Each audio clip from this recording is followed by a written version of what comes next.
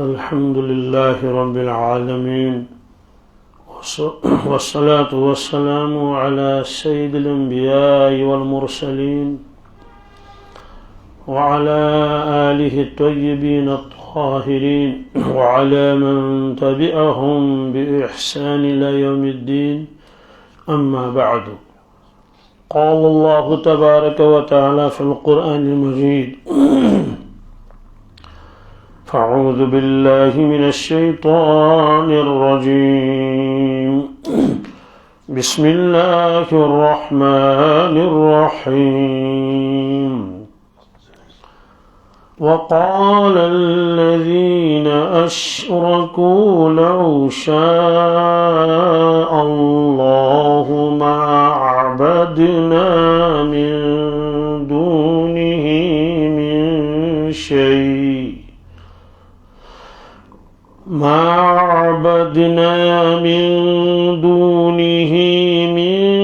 شيء نحن ولا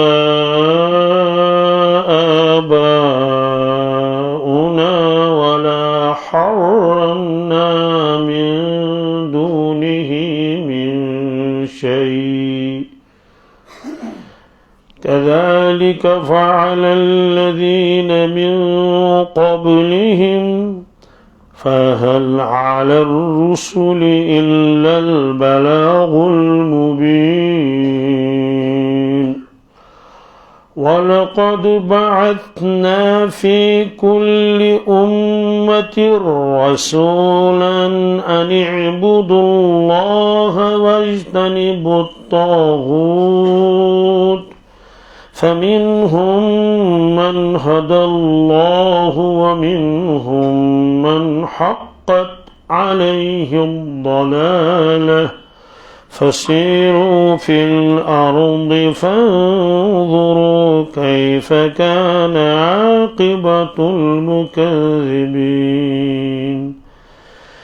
إن تحرص على هداهم فإن الله لا يهدي من يضل وما لهم من ناصرين. وأقسموا بالله جهد أيمانهم لا يبعث الله من يموت بلى وعدا عليه حقا ولكن أكثر الناس لا يعلمون. ليبين لهم الذي يختلفون فيه وليعلم الذين كفروا أنهم كانوا كاذبين. إنما قولنا لشيء إذا أردناه أن نقول له كن فيكون. صدق الله العظيم. یہ سورہ نحل کا 5واں رکوع ہے. آیت نمبر 24 ہے. اس سے پہلے یہ مضمون آیا تھا کہ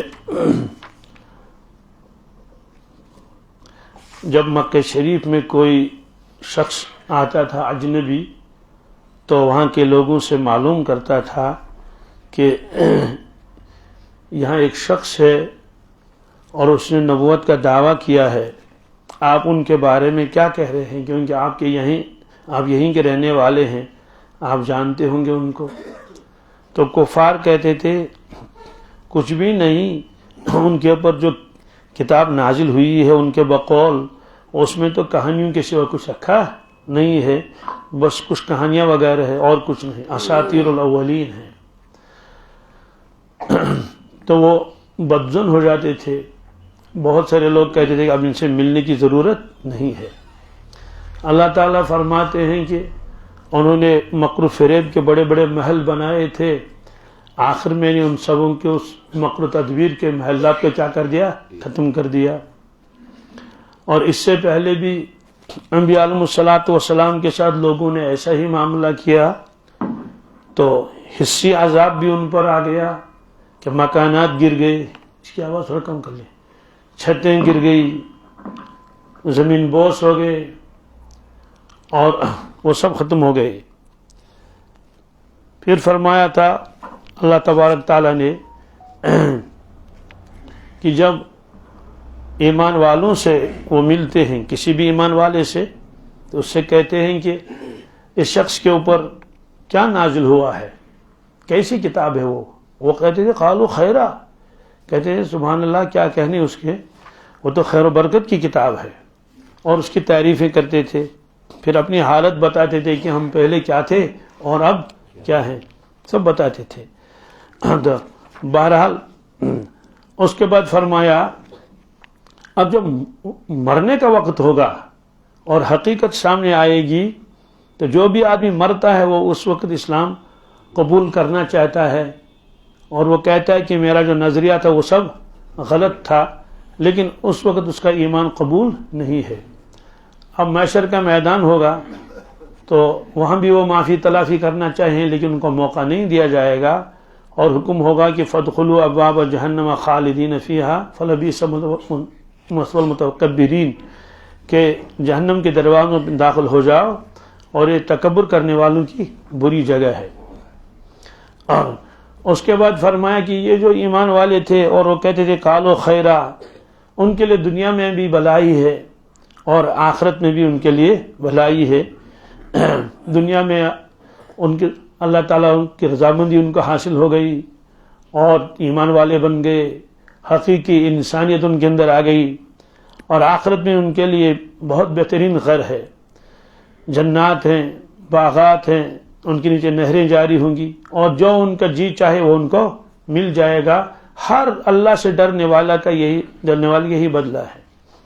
اور فرمایا کہ جب ان کو مرنے کا وقت جب آ گیا تو اس وقت جو ہے فرشتے ان کے پاس آئے تو پاکیزگی کی حالت میں فرشتوں نے ان کی روح قبض کر لی، طیبین، یعنی ان کے عقائد بھی پاک تھے، ان کے اعمال بھی صاف و پاک تھے، ان کے دل بھی پاک تھے۔ تو پھر انہوں نے کہا سلام علیکم ادخلوا الجنت بما کنتم تعملون، تم پر سلامتی ہو، جاؤ جنت میں ان اعمال کے بدلے میں، یہ اعمال آپ کو اس کا جو ہے وہ سبب بن گئے جنت میں داخل ہونے کا، جاؤ۔ پھر اللہ تعالیٰ نے بطور تعجب کے یہ فرمایا تھا کہ یہ لوگ آخر اتنا سمجھانے کے باوجود ایمان کیوں نہیں قبول کرتے ہیں؟ فرمایا کیا ان لوگوں کو انتظار ہے کہ فرشتے آ جائیں یا اللہ کا کوئی حکم آ جائے تو اس وقت یہ ایمان قبول کریں گے؟ تو عذاب کے فرشتے آ گئے بہت ساری قوموں کے پاس، تو انہوں نے اس وقت کہا تھا کہ ہم ایمان لائیں گے، لیکن ان کا ایمان قبول، اللہ فرماتے ہیں کیا اہل مکہ بھی ان کو اسی کا انتظار ہے ان کو؟ بڑا فرمایا اللہ تعالیٰ نے آخر میں وما ظلمهم اللہ ولکن کانوا انفسهم یظلمون، اللہ تبارک تعالیٰ نے ان لوگوں پر ظلم نہیں کیا، البتہ ان لوگوں نے اپنے اوپر خود ظلم کیا اللہ کی نافرمانی کر کے۔ پھر کیا ہوا؟ فَأَصَابَهُمْ سَيِّئَاتُ مَا عَمِلُوا، جو اعمال انہوں نے دنیا میں کیے تھے برے برے اعمال، اور ان کا بدلہ ان کو بھگتنا پڑا۔ اور جس چیز کا وہ مذاق کرتے تھے، قیامت کا مذاق اور مرنے کے بعد دوبارہ زندہ ہونے کا مذاق، یہ جس کا مذاق کرتے تھے تو اس عذاب نے ان کو گھیرے میں لے لیا۔ آج کے رکوع میں اللہ تعالیٰ فرماتے ہیں کہ جب ان سے کہا جاتا تھا کہ تم کفر شرک مت کرو اور یہ چیزیں اللہ تعالیٰ کو پسند نہیں ہیں، تو وہ جواب میں کہتے تھے کہ اگر اللہ تعالیٰ چاہتا ہم کو یہ کام کرنے ہی نہیں دیتا، اگر یہ چیزیں بری ہوتی، ہاتھ پکڑ کے اللہ تعالیٰ فرماتے ہی نہیں، میں ناراض ہوں ان چیزوں سے۔ وَقَالَ الَّذِينَ أَشْرَكُوا لَوْ شَاءَ اللَّهُ مَا عَبَدْنَا، تو مشرکین نے کہا اگر اللہ تعالیٰ چاہتا تو ہم عبادت نہیں کرتے من دونہ، اللہ کے علاوہ، من شیء، کسی چیز کی، نہ ہم کرتے ولا آباؤنا، نہ ہمارے آبا و اجداد کرتے، ولا حرمنا من دونہ من شیء، اور ہم کسی چیز کو حرام قرار نہیں دیتے۔ معلوم یہ ہوا کہ ہم جو کر رہے ہیں اللہ تعالیٰ کو یہ پسند ہے، اگر ناپسند ہوتا تو ہم کو کرنے نہیں دیتا، پکڑ لیتا ہم کو۔ اسی طرح سے جن چیزوں کو ہم نے حرام کیا ہے تو ہم ان کو حرام ہی نہیں کرتے، اللہ تعالیٰ حرام نہیں مانتے نہیں۔ حرام کن چیزوں کو کرتے تھے؟ بہت سی چیزوں کو انہوں نے حرام قرار دیا تھا، اور اس کی نسبت وہ کرتے تھے دین ابراہیمی کی طرف۔ کس کی؟ کہ یہ ابراہیم علیہ السلام کے دین میں حرام تھا، اور وہ اپنے کو آپ کہتے تھے ہم ملت ابراہیمی پر ہیں۔ اس کا جواب اللہ تعالیٰ نے فرمایا کہ میں نے ان چیزوں میں سے کسی چیز کو انسانوں کے اوپر حرام نہیں کیا۔ اس کا دودھ استعمال کر سکتے ہیں، اس کا گوشت استعمال کر سکتے ہیں، اور ان کے اوپر سواری بھی کر سکتے ہیں، یہ سب چیزیں۔ یہ سورہ مائدہ میں ہے، ما جعل اللہ من بحیرۃ ولا سائبۃ ولا وصیلۃ ولا حام ولكن الذين كفروا يفترون على الله الكذب واكثرهم لا يعقلون۔ اللہ تعالیٰ فرماتے ہیں میں نے بحیرہ کو اور سائبہ کو اور وسیلے کو اور حام کو میں نے ان کو حرام نہیں کیا، اور ولیکن لوگ جو ہے وہ یہ اللہ پر جھوٹ باندھتے ہیں کہ اللہ نے ان چیزوں کو حرام کیا ہے، اور اکثر لوگ عقل ہی نہیں رکھتے ہیں۔ سوال یہ کیا کیا چیز ہے یہ بحیرہ اور سائبہ؟ یہ اصل میں مختلف نام ہیں۔ زمانے جاہلیت میں مشرکین نے ان جانوروں کے یہ نام رکھے تھے۔ بحیرہ اس جانور کو کہتے تھے، چاہے وہ اونٹ ہو، چاہے وہ گائے ہو یا اور کوئی جانور ہو، تو اس کے کانوں کو وہ چیرتے تھے، ایسے نشانہ لگاتے تھے، پھر کہتے تھے اس کا دودھ ہم استعمال نہیں کر سکتے، ہم استعمال، تو اس کا دودھ جو ہے وہ بتوں کے نام پر وہ وقف کرتے تھے۔ تو نشانہ ہوتا تھا اس جانور کے کان میں، وہ چیرتے تھے کان کو۔ سائبہ یہ ایک اور جانور تھا، اس کو آزاد چھوڑ دیا جاتا تھا کہ اس پر سواری نہیں کر سکتے، کوئی بھی اونٹ ہو کچھ بھی ہو، اور جو یہ بالکل آزاد ہے، تو یہ بتوں کے نام پر چھوڑ دیا جاتا تھا۔ تو وسیلہ اس اونٹنی کو کہتے تھے کہ جو لگاتار اتنے مادہ بچے جنے، بھائی اب اس کو ہم استعمال نہیں کر سکتے ہیں، نہ اس پر بوجھ ڈال سکتے ہیں، نہ اس پر سواری کر سکتے ہیں۔ اسی طرح سے حام یہ ایک اونٹ کا نام رکھا تھا۔ تو بہرحال خلاصہ یہ ہے کہ یہ مشرکین کہتے تھے کہ اگر اللہ تبارک تعالیٰ کو ہمارے شرک ناپسند ہوتا تو ہمیں روک لیتا، ہمیں وہ کرنے نہیں دیتا، زبردستی کر لیتا، یہ مت کرو، میں اس سے ناراض ہوں۔ اور جو چیزیں ہم نے حرام کر رکھی ہیں، اگر یہ اللہ تعالیٰ نے حرام نہیں کی ہوتی، ہم نے کی، تو اللہ تعالیٰ کو اختیار ہے، وہ ہم کو پکڑ لیتا کہ بھائی یہ چیزیں میں نے حرام نہیں کی ہیں، زبردستی کہتے پی لو اس کا دودھ، زبردستی ان سے کہتے کہ ان سے کام لے لو۔ تو اس لیے یہ لوگ کہتے تھے کہ اگر اللہ تعالیٰ چاہتا، یہ کہیں گے وہ۔ پھر فرمایا کہ کذالک فعل الذین من قبلہم، اس سے پہلے بھی لوگوں نے ایسا ہی کیا، کہ وہ بھی یہی دلائل دیتے تھے کہ اگر اللہ تعالیٰ کو یہ ناپسند ہوتا تو وہ ہم کو یہ کرنے نہیں دیتا۔ اللہ تعالیٰ فرماتے ہیں فَحَلْ عَلَى الرُّسُلِ إِلَّا الْبَلَاغُ الْمُبِينُ، انبیاء علیہ السلام کے ذمے صرف پہنچانا ہے۔ کیا؟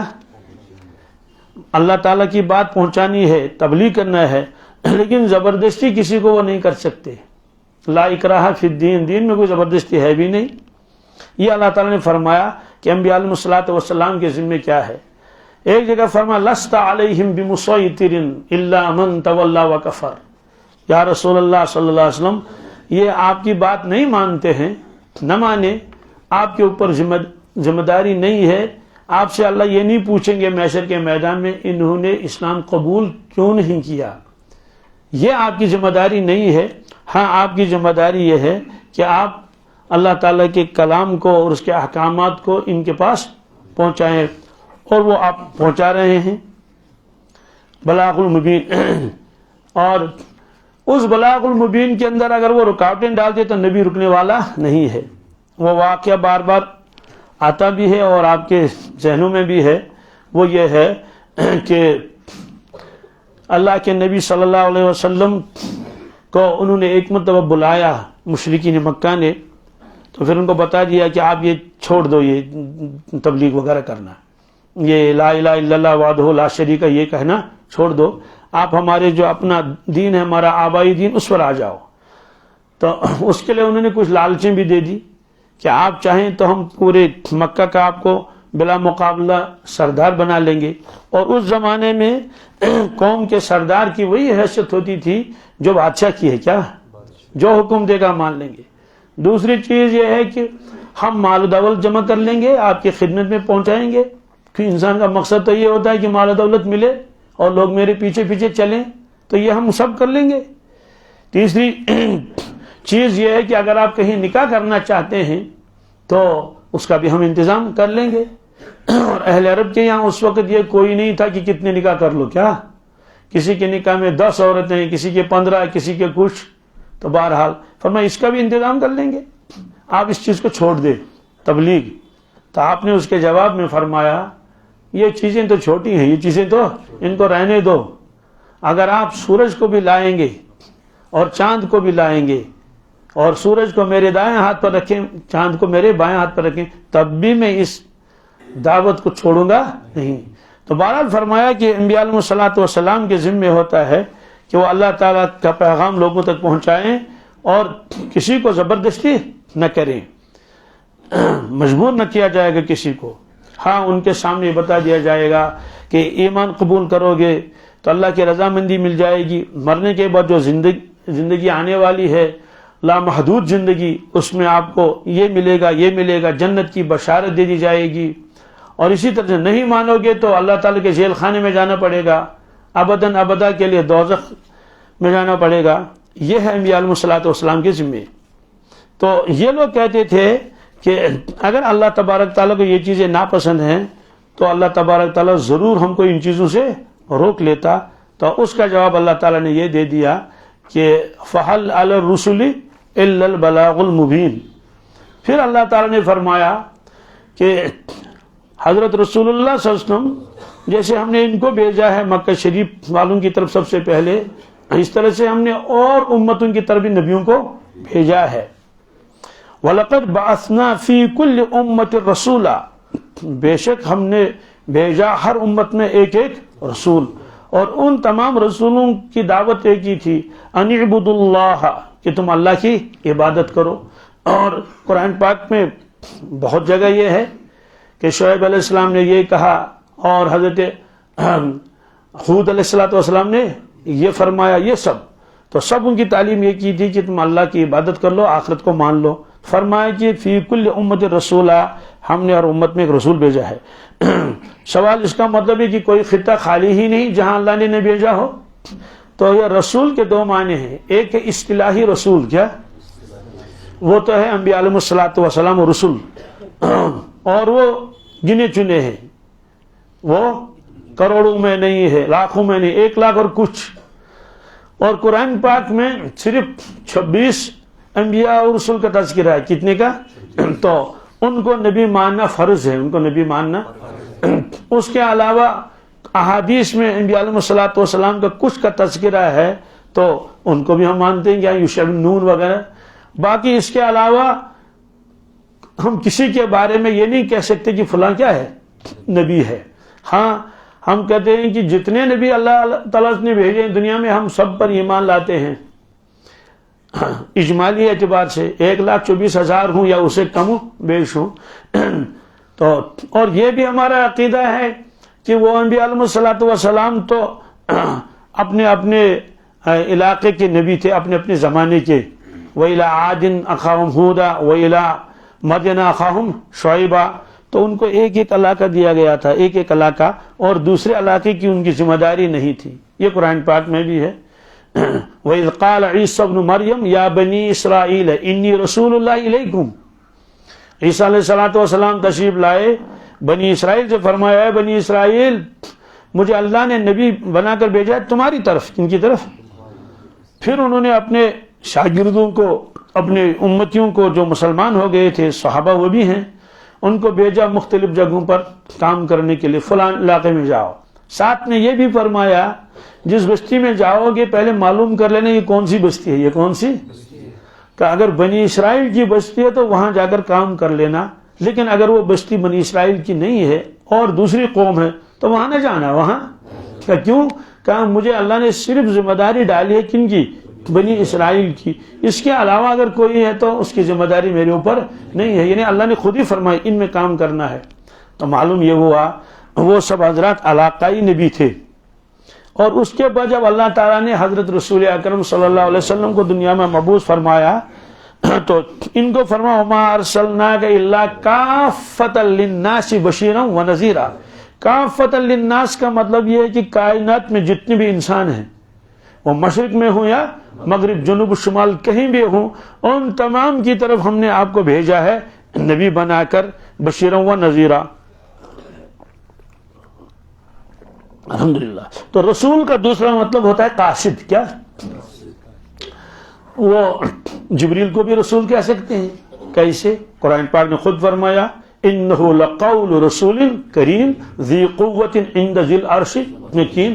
اللہ نے خود فرمایا رسول ہیں، اور ان رسولنا یکتبون، یہ قرآن پاک نے فرمایا کہ ہمارے فرشتے لکھ رہے ہیں، تو ان کے لیے رسول کا لفظ استعمال ہوا۔ تو رسول کا اصل مطلب ہے کہ قاصد، پیغام پہنچانے والا۔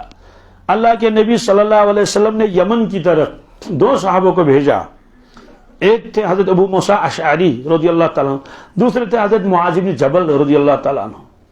تو دور تک ان کے ساتھ تشریف لے گئے اور نصیحتیں کرتے رہے۔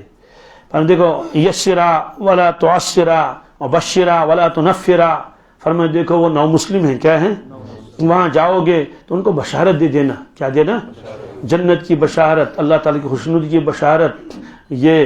اور ولا تنفرا، وہاں تم متنفر نہ کرنا، کیا مطلب ان کو بشارت سنا لو کہ تم انہوں نے اسلام قبول کر لیا، اعمال کی دعوت دے دو، ترغیب دے دو ان کو، اور نرمی کے ساتھ ان کو سمجھاؤ وغیرہ ذالک۔ یسرا، دیکھو آسانی کا معاملہ کرنا، کیا؟ ولا تعسرا، ان کو مشقت میں مت ڈالنا، آہستہ آہستہ آہستہ آہستہ وہ کام کر لیں گے۔ اس سے معلوم ہوا کہ اگر کوئی شخص نیا اسلام میں آیا ہے یا توبہ کر کے آیا ہے تو ایک ہی دن اس کے اوپر اتنا بوجھ نہیں ڈالنا۔ بھائی 5 نمازی بھی پڑھنی پڑیں گی اور تہجد بھی پڑھنی پڑے گی اور اشراق اور چاش بھی پڑھ لو، وہ کہے گا بھائی میں تو بڑی پریشانی میں مبتلا ہو گیا۔ جیسے ایک نو مسلم تھا، اس کو تبلیغ والے اپنے ساتھ لے گئے، تو اب انہوں نے کہا کہ دیکھو اشراق کی یہ فضیلت ہے، اشراق بھی پڑھوائی، اور چاش کی یہ فضیلت ہے۔ اس نے سمجھ گیا کہ یہ میرے بس کی بات۔ اس سے کہتے کہ بھائی آپ نئے نئے آئے ہیں، آپ آرام کر لو، آپ آرام، یا پرانے لوگ ہیں ان کو معلوم ہے فرض کیا ہے اور سنت کیا ہے اور واجب کیا ہے۔ تو وہ گھبرا گیا بیچارہ، اس نے کہا میرے بس میں، چونکہ وہ مسجد میں ہی تھے نا، توابین بھی اسے پڑھا دے اور کیا کیا۔ اسے فرمایا کہ یسرا ولا تعسرا، آپ آسانی کا معاملہ کر لینا وہاں، اور ان کو مشقت میں مت ڈالنا۔ پھر آخر میں آپ نے حضرت معاذ بن جبل سے فرمایا بما تقضی، کیا تم فیصلے کیسے کرو گے وہاں؟ کیونکہ فیصلے کی بھی تو ضرورت پیش آئے گی نا۔ 2 آدمی کے درمیان میں جھگڑا ہو گیا ہے، کہیں وراثت کا جھگڑا ہے، کہیں لین دین کے اوپر جھگڑا ہو گیا، تو فیصلہ کیسے کرو؟ انہوں نے کہا اقضی بکتاب اللہ، میں فیصلہ کروں گا قرآن مجید کے مطابق۔ کس نے؟ آپ نے فرمایا اگر قرآن پاک میں وہ نہ ملے، قرآن پاک میں وہ چیز نہ ملے جس کا فیصلہ کرنا، انہوں نے کہا پھر میں اللہ کے نبی صلی اللہ علیہ وسلم کی احادیث کو سامنے رکھ لوں گا تو اس سے فیصلہ کروں گا۔ آپ نے فرمایا اگر اس میں بھی نہ ملے، اس نے کہا کہ اجتہد برأیی، کیا تو میں اپنی عقل لڑاؤں گا، کیا کروں گا؟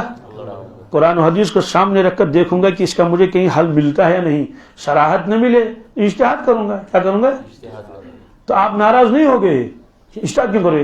آپ نے ایسے دست مبارک اس کے سینے پر مارا ایسے، فرمایا الحمدللہ، الحمدللہ الذی وفق رسول اللہ صلی اللہ علیہ وسلم، الحمدللہ اس اللہ کا جس نے رسول کے رسول کو کیا توفیق دے دی اس چیز کی جس سے اللہ بھی راضی ہے اور اس کا نبی بھی راضی۔ رسول کے رسول، کیا مطلب ہے کہ حضور تو رسول ہیں ہی، تو آپ نے معاذ بن جبل کو بھی رسول ہی فرمایا، کیا رسول کا رسول۔ اس کا مطلب تو یہ ہے اگر کوئی رسول کیا اپنے کسی شاگرد کو، اپنے مرید کو، اپنے امتی کو جس پر اس کا اعتماد ہو کسی جگہ بھیجے تو اس کے اصطلاحی اعتبار سے تو وہ ہیں رسول، لیکن لغوی اعتبار سے اس کو بھی رسول کہتے ہیں، اس کو بھی رسول کہتے ہیں۔ تو اس طرح سے اللہ نے فرمایا ہم نے ہر امت میں رسول بھیجے ہیں، اس کا مطلب تو یہ ہوا یا تو خود رسول پہنچا ہے وہاں، اگر وہ خود نہیں پہنچا تو اس نے کسی کو وہاں بھیجا ہے.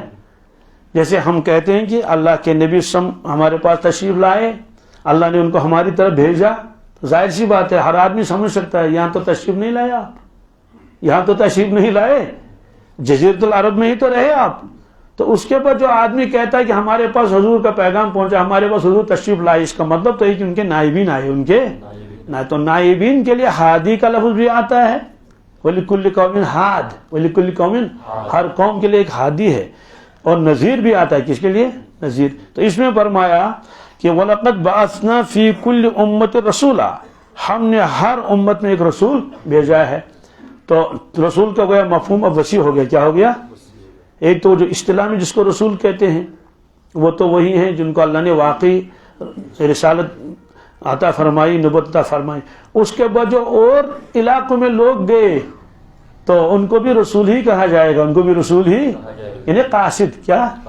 قاصد، نبی کا پیغام پہنچانے والا. تو یہ لوگ جاتے تھے. یہ فرمایا کہ ہر امت، کیا؟ ہر امت کو، یعنی مطلب تو ہے کہ اللہ تعالیٰ نے کسی علاقے کو اس سے محروم نہیں رکھا، بلکہ ہر جگہ اللہ نے ان کو بھیجا. اب یہ الگ مسئلہ ہے کہ کنہوں نے مانا کنہوں نے نہیں مانا. اور کبھی کبھی اللہ تبارک تعالیٰ ایک ہی جگہ میں 2 اور 3 نبی بھیجتے تھے. 2 اور وَضْرِبْ لَهُمْ مَثَلًا أَصْحَابَ الْقَرْيَةِ إِذْ جَاءَهَا الْمُرْسَلُونَ إِذْ أَرْسَلْنَا إِلَيْهِمُ اثْنَيْنِ فَكَذَّبُوهُمَا فَعَزَّزْنَا بِثَالِثٍ فَقَالُوا إِنَّا إِلَيْكُمْ مُرْسَلُونَ. جب ہم نے 2 نبیوں کو بھیجا ایک بستی میں، بستی والوں نے مانا نہیں، انکار کیا، اللہ تعالیٰ فرمایا میں نے تیسرا بھیجا. کیا؟ تو تینوں مل کر گئے، انہوں نے کہا کہ بھائی انا الیکم لمرسلون، ہم اللہ کے بھیجے ہوئے ہیں. تو انہوں نے کیا کہا؟ ان اعبدوا اللہ واجتنبوا الطاغوت. تو ہر نبی نے لوگوں سے یہی کہا کہ لوگوں تم عبادت کرو اللہ تبارک تعالیٰ کی، تم اس کے بندے ہو، تم اس کے علاوہ کسی کی عبادت نہیں کر سکتے ہیں، مخلوق کی عبادت نہیں کر سکتا. اور طاغوت سے بچو. کیا؟ یہ طاغوت کیا چیز ہے؟ طاغوت کے معنی آتے ہیں لفظی معنی کے بدی اور شرارت کا سرغنہ. کیا؟ جی یعنی جو انتہا درجے کا برا ہو، کیا ہو، اور شرارت کرنے والا ہو، اور اللہ تعالیٰ کی نافرمانی میں حد سے نکل گیا ہو. کیا؟ تو اس میں شیطان بھی آتا ہے کیونکہ حد سے نکلا ہوا ہے، اس میں آدمی کا نفس بھی آتا ہے. کیا؟ یہ بھی ایک طاغوت ہے کیونکہ وہ اس کو گناہوں کی طرف لگاتا ہے. اس کو نفس امارہ کہتے ہیں. وما ابرئ نفسی ان النفس لامارۃ بالسوء. اس میں جادوگر بھی آتے ہیں، کیا؟ حد سے نکلے ہوئے ہیں. بہرحال یہ ہے. اس سے فرمایا کہ ان تمام چیزوں سے بچو، ان اعبدوا اللہ واجتنبوا الطاغوت. پھر فرماتے ہیں فمنہم من ھدی اللہ. ان میں کچھ ایسے لوگوں میں سے اللہ نے جن کو ہدایت دی. کیا دے دی؟ ومنہم من حقت علیہ الضلالہ. اور کچھ ایسے بھی ہیں جن کے اوپر گمراہی ثابت ہو گئی. کیوں؟ اللہ تعالیٰ زبردستی نہیں کرتے. اگر زبردستی کریں گے سب کو کلمہ پڑھوائیں گے نہیں، تو زبردستی نہیں کرتے ہیں. اذان ہو گئی، کیا؟ زبردستی کسی کو نہیں کریں گے. بات سمجھ آ گئی؟ بھائی اذان ہو گئی، ترغیب دے دی آ جاؤ. اور اگر زبردستی کرنا چاہے، مثلا بادشاہ وہاں سعودیہ میں تو ان کو زبردستی پولیس آتی تھی اور ان کو دکانیں کیا کرواتی تھی؟ بند کرواتی تھی. اب قانون بدل گیا. اب کہا بھائی اذان ہو جائے، جو جس کو چاہے جائے، تو جس کو جو نہ جائے تو مت کرو اس کو. اس لیے اب وہ جو نمازوں کا پہلے اہتمام تھا نا، اس میں بڑی کمی آ گئی. کیوں؟ اب ان کو معلوم ہے ہمیں کوئی نہیں آئے گا. تو ورنہ وہ بلدیہ والے آتے تھے اور دیکھا نماز کے وقت میں دکان پر ہے تو کیا کرتے تھے؟ اس کو کبھی گاڑی میں بٹھا کے بہت دور چھوڑ دیتے. کیا؟ صحرا میں جا کے.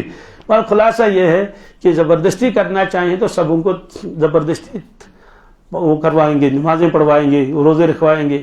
لیکن اللہ تعالیٰ فرماتے ہیں کہ ہم کسی پر زبردستی نہیں کرتے ہیں. یہ فرمایا فسیروا فی الارض. اب حکم ہے کہ چلو زمین پر. کیا؟ یہ اہل عرب کو بھی بتایا جا رہا ہے اور عام حکم بھی ہے. فانظروا کیف کان عاقبۃ المکذبین. فانظروا، دیکھو اور غور کرو کہ جھٹلانے والوں کا انجام کیا ہوا. جھٹلانے والوں کا یعنی جو جھٹلاتے تھے انبیاء علیہ الصلوۃ والسلام کا انجام دیکھو. چنانچہ بہت سارے بستیاں اب بھی ہیں. جب تبوک جاتے ہیں تو راستے میں وہ مدائن صالحہ آتے ہیں، ان کے مکانات آتے ہیں، ان میں کوئی بچا وہ بچہ سب ختم ہو گئے، سب کوئی بھی وہاں موجود ہیں. یہ قوم عاد کو بھی ہوا، قوم سمود کو بھی ہوا، اور نوح علیہ السلام کے زمانے میں تو وہ سارے ہی ڈوب کر ختم ہو گئے. تو اس لیے فرمایا کہ جا کے دیکھو کہ ان کا کیا انجام ہوا. اور ایسے ہی فرعون کے مکانات تو رہ گئے مصر میں ہی، اور خود فرعون اور اس کا لشکر ڈوب گیا کس میں؟ سمندر میں. قارون کا بھی یہی ہوا، چونکہ آج کھٹراتے ہیں ان کے. اس سے فرمایا کہ جھٹلانے والوں کا انجام کیا ہو، اس پر غور کرو. یعنی اگر تم نے بھی جھٹلایا، تمہارا انجام بھی ایسا ہی ہوگا. ان تحرص علی ہداہم یا رسول اللہ صلی اللہ علیہ وسلم، اگر آپ حرص کریں ان کی ہدایت پر، کیا کریں؟ طمع کریں یہ سب مسلمان بن جائیں، ایمان قبول کر لیں. فإن اللہ لا یہدی من یضل وما لهم من ناصرین. اللہ تعالیٰ جس کو ہدایت دینا چاہے اس کو ہدایت دے گا، جس کو گمراہ کرنا چاہیں وہ گمراہ ہو جائے گا. آپ ان کو ہدایت نہیں دے سکتے. فإنک لا تہدی من احببت ولکن اللہ یہدی من یشاء. جس کے آپ چاہیں گے اس کو ہدایت مل جائے. یعنی اللہ کے نبی کی تمنا تھی، کیا تھی؟ کسی طرح سے سارے لوگ اسلام قبول کر لیں. اس لیے بار بار جاتے تھے، ابو جہل کے پاس جاتے تھے، کفار کے پاس جاتے تھے.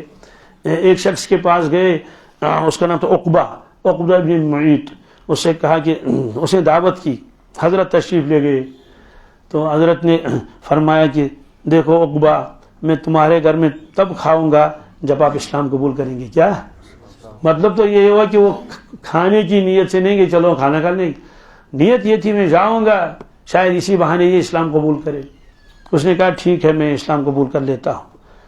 لیکن وہ پھر اس نے اسلام چھوڑ دیا. اس کا تذکرہ ہے قرآن پاک میں کہ اس کے سارے لوگ ناراض ہو گئے، دوست وغیرہ. تو ایک دوست اس کا تھا امیہ بن خلف، وہ تو زیادہ ہی ناراض ہو گیا. اس نے کہا کہ بھائی یا تو اسلام کو چھوڑ دو یا تو میرے دوستان اور تعلقات کو چھوڑ دو. تو اس نے کہا تھوڑا مجھے وقت دے دو، میں سوچوں گا. اس نے غور کر لیا. اس نے کہا کہ ٹھیک ہے آپ کا دوستانہ تو برقرار رہے گا، البتہ میں اسلام کو چھوڑ دوں گا.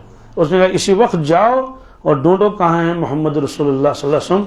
تو اس کے سامنے کہو کہ مجھے آپ کی ایمان اس کی ضرورت نہیں ہے، مجھے اپنے صحابہ میں شمار مت کرنا، میں اپنے آبائی دین پر ہوں اور میرے سارے رشتہ دار وغیرہ ناراض ہو گئے، اس لیے اس کے سامنے کہہ دینا. وہ گیا اور گستاخی بھی کی. کتاب تفسیر میں وہ گستاخی لکھی ہے کیونکہ وہ اس کا دوست بہت ناراض ہو گیا. وہ یہ ہے کہ وہ تھوک واپس آ گئی، اس کے چہرے پر پڑ گئی، اور لکھا جیسے تیزاب سے کھال جل جاتی ہے ایسے اس کا چہرہ جل گیا. تو پھر وہ مرتے تک اس نے اسلام قبول نہیں کیا. اس کا تذکرہ قرآن پاک میں ہے. محشر کے میدان میں کھڑا کر دیا جائے گا، اور چونکہ وہ مکہ شریف کا رہنے والا تھا، وہ جب دیکھے گا کہ اللہ اکبر ابو بکر صدیق جنت میں جا رہا ہے اور عمر فاروق جنت میں جا رہے ہیں، صحابہ جنت میں جا رہے ہیں، اور یہ بھی تو اسی بستی کا رہنے والا تھا. اس نے تو پتہ نہیں کتنی مرتبہ، ہزاروں مرتبہ دیکھا رسول اللہ صلی اللہ علیہ وسلم، اور کلمہ بھی پڑھا تھا، کلمہ بھی، لیکن پھر چھوڑ دیا. تب کتنا افسوس ہوگا اس وقت. اس کا تو ہم اندازہ نہیں لگا سکتے ہیں کہ یا تو جنت میں جاتا، اب تو دوزخ میں جانے جائے گا نا، اور جلے گا، اللہ بچائے ایسی آگ سے.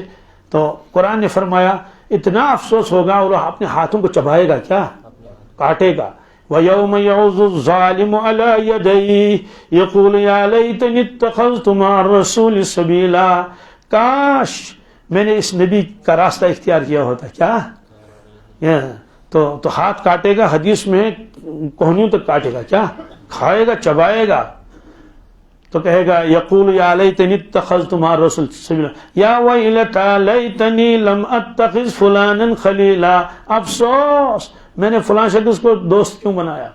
لقد اضلنی عن الذکر بعد اذ جاءنی، اور اس نے مجھے گمراہ کیا. خلاصہ یہ ہے کہ اللہ کے نبی صلی اللہ علیہ وسلم کے دل میں تڑپ تھی کہ کسی طرح سے ہر شخص کیا کرے. تو ایک پہلوان آیا اللہ کے نبی صلی اللہ علیہ وسلم کی خدمت میں، اسے کہا کہ اے محمد صلی اللہ علیہ وسلم اگر آپ میرے ساتھ کشتی کریں گے اور مجھ کو کشتی میں پچھاڑیں گے تو میں بھی اسلام قبول کروں گا. اس کا جواب تو تھا کہ بھائی اللہ تعالیٰ نے مجھے اس کے لیے نہیں بھیجا ہے، آپ میری تعلیمات میں دیکھ لو، میرے کمالات دیکھو، یہ ساری چیزیں. لیکن آپ نے سمجھا چلو اگر یہ اسی بہانے اسلام میں داخل ہونے میں ہمارا کوئی نقصان. اس کے ذہن میں یہ تھا کہ میں عرب کا سب سے زیادہ مضبوط پہلوان ہوں اور مجھے کوئی ہراتا نہیں ہے. تو ایک بہانہ کیا تھا، آپ نے فرمایا بسم اللہ. کیا اب اس کے بعد جب کشتی ہوئی تو منٹ بھی نہیں نکلا اس کو، آپ نے اس کو گرا دیا، پچھاڑ دیا، لیکن لکھا کتاب میں آہستہ پچھاڑا، کیا کہیں اس کی ہڈیاں نہ ٹوٹ جائیں۔ وہ حیران ہو گیا یہ کیا بات ہے، تو وہ کیونکہ وہ تو بہت موٹا تازہ تھا اور کیا کیا تھا، بہت کھاتا بھی تھا اور ورزش بھی کرتا تھا، پھر دوبارہ ہوا، حضرت نے پھر دوبارہ گرایا، کیا، تو اب وہ حیران ہو گیا، اس نے کہا بس اب آخری مطلب ہے، کیا ہے، تو پھر آخری مطلب آپ نے پھر اس کو پٹا دیا، تو وہ حیران ہو گئے، کہہ رہے ہیں محمد صلی اللہ علیہ وسلم آپ نے یہ کشتی کہاں سیکھی ہے؟ آپ نے فرمایا مجھے اللہ نے سب سکھایا ہے، اللہ نے کتاب میں 4000 آدمی کی طاقت تھی جسمانی، کتنے، رسول اللہ صلی اللہ علیہ وسلم 4000، تو رکانے کیا کرتا، آپ نے فرمایا چلو یہ بھی منظور ہے، یہ بھی۔ خلاصہ یہ ہے کہ عجیب مطلب ایک تڑپ تھی آپ کے اندر کہ سب لوگ کیا کر لیں، اسلام قبول کر لیں، کوئی کیسی شرط رکھ لیتا تھا تو جائز حدود کے اگر ہے وہ تو وہ حضرت اس کو قبول فرماتے تھے۔ اور اتنا ہی نہیں، پھر تنہائی میں آ کر روتے بھی تھے قوم کے لیے، لوگ تکلیفیں پہنچاتے تھے، آپ دعائیں کرتے تھے اللہ مہدی قومی، یا اللہ میری قوم کو ہدایت دے، یہ مجھے جانتے نہیں ہے۔ تو قرآن پاک میں فرمایا کہ اللہ کے نبی صلی اللہ علیہ وسلم کو افسوس بھی ہوتا تھا، کیا جی بہت افسوس ہوتا تھا، اتنا اللہ تعالیٰ بار بار فرماتے تھے آپ یہ کیا کر رہے ہیں، کیا، سورہ فاطر میں فرمایا فَلَا تَذْهَبْ نَفْسُكَ عَلَيْهِمْ حَسَرَاتٍ، یا رسول اللہ صلی اللہ علیہ وسلم ان کافروں کے اوپر افسوس کے مارے کیا آپ اپنی جان دے دیں گے، کیا آپ نہیں، ان اللہ علیم بما یصنعون، اللہ سب جانتے ہیں جو یہ کر لیتے ہیں۔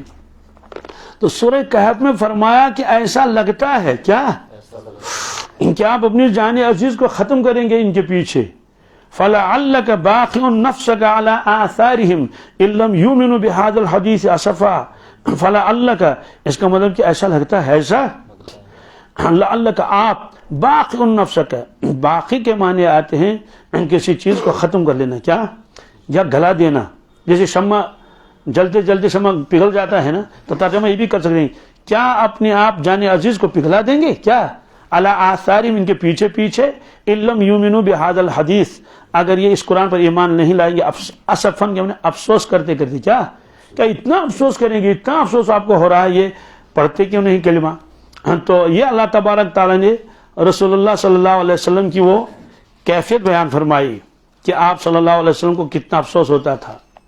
اور سورہ توبہ کے آخر میں اللہ نے فرمایا لقد جاءکم رسول من انفسکم عزیز علیہ ما عنتم حریص علیکم، حریص لوگوں تمہارے پاس ایک عظمت والا رسول تشریف لایا ہے، من انفسکم جو تمہارے اس میں سے ہیں، تمہیں میں سے ہیں، یعنی انسان ہیں، کیونکہ وہ یہ بھی کہتے تھے کہ جو فرشتہ کیوں نہیں ہے، کیا فرشتہ آنا چاہیے، اس کا تذکرہ آگے ہے آیت میں، فرمایا عزیز علیہ کیا ما عنتم، اس کا مطلب ہے کہ اگر لوگوں کو ذرا سی تکلیف پہنچتی ہے وہ حضرت کو برداشت نہیں ہوتی، حضرت کو حریص علیکم، حریص علیکم کیا ترجمہ لکھا مفتی صاحب نے، تمہاری بلائی کی دھن لگی ہوئی ہے، دھن یعنی ہر وقت یہی فکر سوار ہے کہ تم اچھے رہو، تم سلامت رہو، بات سمجھ آئی، تمہاری دنیا بھی اچھی رہے، کسی کو کوئی مصیبت تکلیف نہ پہنچے اور تمہاری آخرت بھی آباد ہو جائے، یہی دھن لگی ہوئی ہے۔ حریص علیکم بالمؤمنین رؤوف الرحیم، اور بالخصوص مومنین کے لیے آپ رؤوف بھی ہیں اور رحیم بھی ہیں، یعنی انتہا درجے کے مہربان، انتہا درجے کے شفیق۔ تو پھر اللہ نے فرمایا کہ آپ اتنے حریص ہیں اس چیز کے اوپر، یعنی اتنے تمنا ہے آپ کو، تما ہے، فَإِن تَوَلَّوْا کیا اگر یہ لوگ پھر بھی نہیں مانیں گے، فَقُلْ حَسْبِيَ اللَّهُ کیا کہہ دینا بس میرے لیے اللہ ہی کافی ہے، لا الہ الا ہو، اس کے علاوہ کوئی معبود نہیں ہے، علیہ توکلت وہو رب العرش العظیم، اسی پر میں نے بھروسہ کیا اور عرش عظیم کا پروردگار ہے۔ تو اللہ تبارک تعالیٰ نے آپ کی اس کیفیت کو قرآن پاک میں کئی جگہ نقل فرمایا، تو یہاں بھی فرمایا اللہ تعالیٰ نے ان تحرس علی ہداہم، اگر آپ کتنا تمنا کریں گے ان کے ہدایت کے اوپر کہ سب اسلام قبول کریں، سب اسلام جی سب جنت میں جائیں، فرماتے ہیں کہ بہرحال یہ امتحان گاہ ہے، کیا ہے، آپ کی تمنا بالکل صحیح ہے لیکن اللہ تعالیٰ کسی کو زبردستی داخل کریں گے ایسا نہیں ہے۔ اب جب ان سے کہا جاتا تھا کہ مرنے کے بعد دوبارہ زندہ ہونا ہے تو وہ قسمیں کھاتے تھے کہ دوبارہ زندہ نہیں ہونا، دوبارہ زندہ. وَأَقْسَمُوا بِاللَّهِ جَهْدَ أَيْمَانِهِمْ، اور نے قسمیں کھائیں اللہ کی اور اپنے قسموں کو پختہ کیا. کیا کیا؟ مضبوط. تو ایک صحابی ایک مشرک کے پاس گئے، باتوں میں کہنے لگے کہ بھائی آخرت میں پھر وہ ہوگی، جنت ہوگی. تو اس نے قسمیں کھا کر کہا میں قسم کھا کر کہتا ہوں مرنے کے بعد دوبارہ زندہ ہونا نہیں ہے. یہ تو ایسے ہی فریب ہے، یہ آج تک کون زندہ ہوا اور آپ زندہ ہو جائیں گے. ایسے ایک صحابی جو وہ لوہاری کا کام کرتے تھے، تو عاص بن وائل ایک مشرک تھا، تو اس کے پاس اس کے پیسے تھے، کوئی تیر کمان وغیرہ وہ لے گیا تھا ادھار. تو یہ صحابی اس کے پاس گئے، کہنے لگے پیسے دے دیجئے. کیا؟ تو اس نے کہا کہ ہے تاتی جی میں کیا مذاق کیا اس کے ساتھ. یعنی مطلب تو یہ ہے کہ آپ کہتے ہیں کہ دوسرا عالم بھی ہے، وہاں پہنچ کر وہاں دے دیں گے، وہاں چکا دیں گے. انہیں نہیں دیا تو مذاق کرتے تھے بات بات پر. تو اللہ تعالیٰ یہی فرماتے ہیں، یہ قسمیں کھاتے تھے لا یبعث اللہ من یموت، اللہ تبارک تعالیٰ کسی کو زندہ نہیں کرے گا جو مر گیا، کیونکہ کسی کو زندہ ہوتے ہوئے دیکھا ہی نہیں تھا. اور کبھی کبھی ایسا کہتے تھے حل ادلکم علی رجل ینبئکم اذا مزقتم کل ممزق انکم لفی خلق جدید. اجنبی انسانوں کا ہاتھ پکڑ کر لاتے تھے، آؤ ہم آپ کو ایک شخص سے ملائیں گے، وہ کہتا ہے کہ دوبارہ زندہ ہونا ہے. کیا؟ اچھا دوبارہ زندہ ہونا ہے، کون ہے وہ شخص؟ آؤ ہم دکھائیں. تو ہاتھ پکڑ کے کہتے تھے یہ ہے وہ صاحب محمد صلی اللہ علیہ وسلم. دیکھتے افطرا علی اللہ کذبا ام بہ جنہ. کہتے ہیں کہ یا تو یہ شخص نعوذ باللہ من ذالک جھوٹ بول رہا ہے، کیا؟ یا تو نعوذ باللہ من ذالک کیا ہے، کوئی دماغی کمزوری ہے اس لیے ایسی باتیں کر رہا ہے. تو ماننے کے لیے تیار نہیں تھے. ایک شخص تو ایک قبرستان سے پرانی ہڈی لے کر آیا حضور صلی اللہ علیہ وسلم کی خدمت میں، قرآن پاک میں قال من یحیی العظام وہی رمیم، کہنے لگا کون زندہ کرے گا اس ہڈی کو، یہ تو بوسیدہ ہو چکی ہے. حضور یہ سنتے رہتے تھے اور غم ہوتا تھا ان کی کھوپڑی میں یہ باتیں کیوں نہیں آتی ان کے دماغ میں. تو جواب دیا اللہ تعالیٰ نے قل یحییھا الذی انشأھا اول مرہ، آپ جواب دے دیجئے ان ہڈیوں کو وہی زندہ کرے گا جس نے پہلی مرتبہ ان کو پیدا کیا ہے. جب پہلی مرتبہ پیدا کیا اللہ تعالیٰ نے، جب کوئی مادہ ہی نہیں تھا تب جب پیدا کیا، اب تو کچھ نہ کچھ موجود ہے، اب نہ کچھ تو کچھ، اب کیا مشکل ہے. اس لیے اللہ نے جواب دیا بلا وعدن علیہ حقا، بلا کیوں نہیں، کیا کیوں نہیں میں زندہ کروں گا لوگوں کو. وعدن علیہ حقا، میرا وعدہ سچا ہے، میرا وعدہ. ولیکن اکثر الناس لا یعلمون، لیکن اکثر لوگ جانتے نہیں تھے. ایک روایت میں ہے یوزینی ابن آدم، ابن آدم مجھے تکلیف دیتا ہے، ابن آدم مجھے اور مجھے برا بھلا کہتا ہے. تو کیا برا بھلا کہتا ہے؟ کہتے ہیں کہ اللہ تعالیٰ نے بیٹا بنایا، کہتے ہیں کہ میں احد ہوں، کیا ہوں، میں اکیلا ہوں. لم الد ولم اولد، ہاں میں نے کسی کو جنم نہیں دیا، نہ کسی نے مجھے جنم دے دیا. تو میں اکیلا ہوں، واحد ہوں، احد ہوں، میری اولاد نہیں ہے. اور بنی آدم مجھ کو جھٹلاتا ہے. کیوں؟ اللہ تعالیٰ فرماتے ہیں میں کہتا ہوں کہ میں دوبارہ زندہ کروں گا، بنی آدم کہتے ہیں کہ زندہ ہونا نہیں ہے. فرمایا یہ ہے تکذیب بنی آدم کی. لہذا یہ فرمایا اللہ تعالیٰ نے، اکثر لوگ نہیں جانتے ہیں. لِيُبَيِّنَ لَهُمُ الَّذِي يَخْتَلِفُونَ فِيهِ، سوال قیامت کیوں آئے گی، دوسرا عالم کیوں آئے گا؟ کہتے ہیں کہ تاکہ سب لوگوں کے سامنے بات کھل کر آ جائے. کیا ہے؟ کھل کر آ جائے کہ نبی سچے تھے، نبی اللہ کا کلام سچا تھا. دنیا میں یہ نہیں ہوگا، دنیا میں تو صرف دلائل دیے جائیں گے نا. دلائل دے سکتے ہیں کہ اللہ تعالیٰ جو دوبارہ زندہ کرے گا، دلائل دے دیں گے بہت سارے، لیکن ظاہر سی بات ہے کسی کو زندہ ہوتے دیکھا نہیں. الحمدللہ. اب قرآن پاک نے فرمایا جگہ جگہ جو مرنے کے بعد زندہ ہونا ہے، جنت اور جہنم ہے. پھر فرمایا الہاکم التکاثر حتی زرتم المقابر، اے دنیا کے لوگوں تم کو غفلت میں ڈالا ہے مال کی لالچ نے، اور اتنے آپ اس میں منہمک ہو گئے دنیا کمانے میں اور ایک دوسرے سے آگے بڑھنے میں، ہوش ہی نہیں آیا. حتی زرتم المقابر، یہاں تک کہ تمہارے لاشیں قبروں میں پہنچ گئی. کہاں؟ کلا، ایسا نہیں کرنا چاہیے تھا، ایسا یہ چیز بالکل ٹھیک نہیں تمہارے لیے. سوف تعلمون، ان قریب تم کو معلوم ہو جائے گا، ان قریب تم کو. ثم کلا سوف تعلمون، پھر سنو کلا، یہ کامیابی کی چیز نہیں تھی. 4 دن کی چاندنی تو تھی یہ. المال والبنون زینت الحیات الدنیا، یہ مال اور اولاد تو چند دنوں کی کیا ہے؟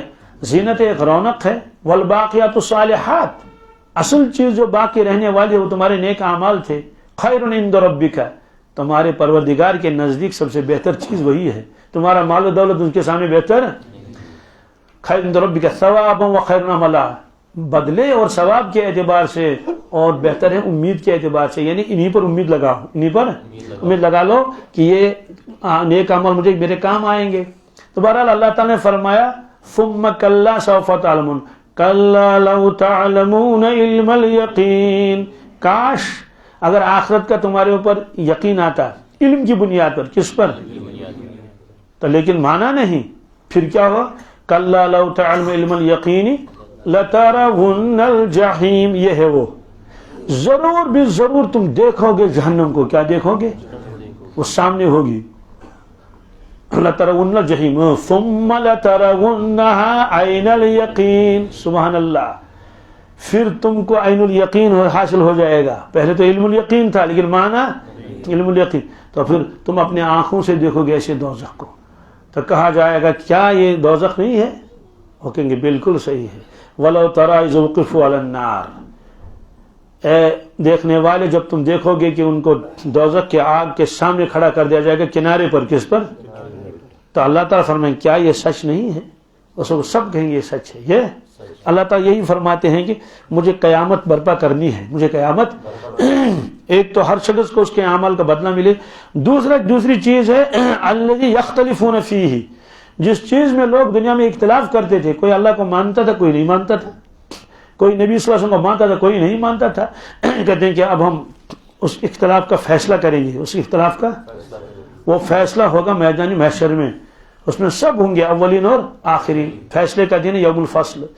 اسی طرح سے دنیا میں جس پر ظلم ہوا کیا وہ بدلہ نہیں لے سکا. وہ بدلہ تو ظاہر سی بات ہے اب اس کو ملے گا کب بدلہ. تو اللہ کے نیکوکار ہیں، فرما بردار ہیں، عابدین ہیں، خرچ کرنے والے ہیں، غریبوں کے ساتھ اچھا سلوک کرنے والے ہیں، نیک ہے، کسی کو ستاتے نہیں. ان کو کب ملے گا بدلہ؟